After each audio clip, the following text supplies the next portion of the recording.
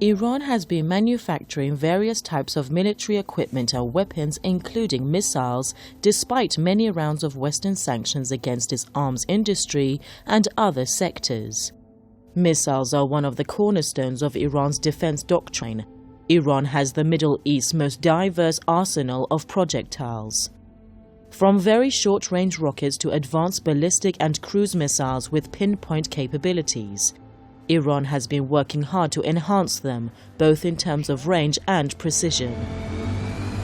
The Iranian pursuit of more advanced projectiles has been relentless. It makes no secret of it, because Tehran says they are a must for effective defense in the world's most dangerous region. The Iranians believe the volatile situation in the Middle East and security threats posed by its enemies, particularly the United States, have left it with no option other than developing its own deterrent force. But how did Iran master the technology to produce advanced projectiles? Iranians have stressed that the missile program grew out of the war initiated by Iraqi dictator Saddam Hussein in the 1980s. Saddam's forces showered Iranian cities with missiles and bombs provided by East and West, while Iranians say no one sold them any proper means of defense. Iranians argue that they had no choice but building their own defense industry. The United States and some of its allies have refused to listen to this. They want Iran to abandon its missile program. If you want to stand up for your own sovereign cause, such as Iran wants to do, then you don't really have another choice but to, have a sufficiently strong enough defense mechanism that can at least deter any potential aggression. I think Iran has done this masterfully. They have signed the nuclear deal. Of course, they have promised time and again, signed different treaties that they will not develop weapons of mass destruction, and instead they have developed a conventional but highly efficient missile defense system. The US recently pushed hard but failed to extend an international arms embargo against the Islamic Republic.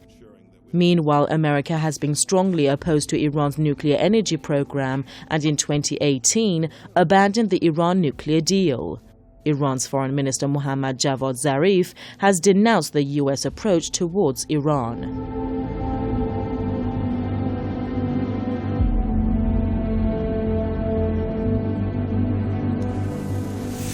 In his tweet, Zarif referred to an article that shows the U.S. Air Force awarded a contract worth $13.3 billion for the engineering and development of nuclear missiles.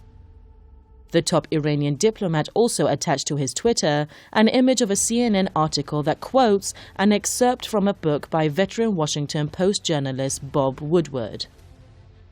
In his book, the Washington Post reporter says U.S. President Donald Trump once boasted to him that he had, quote, built a nuclear weapons system that nobody's ever had in the country before. According to Woodward, Trump's statement has been confirmed by other sources.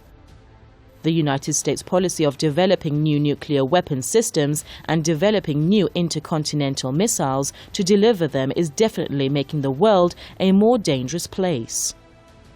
Meanwhile, its unending sales of weapons to Persian Gulf Arab states such as Saudi Arabia and the United Arab Emirates have further destabilized the region. Both Arab states are using the US-made weapons in their war against Yemen.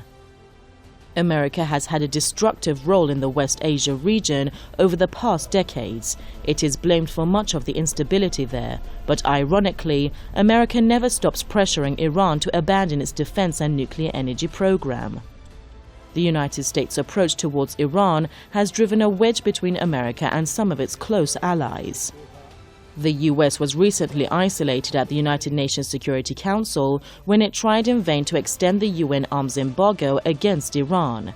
It also failed to get its allies on board with a plan to snap back UN sanctions against Iran. Some observers believe the US isolation could further deepen if it refuses to abandon its hypocritical approach.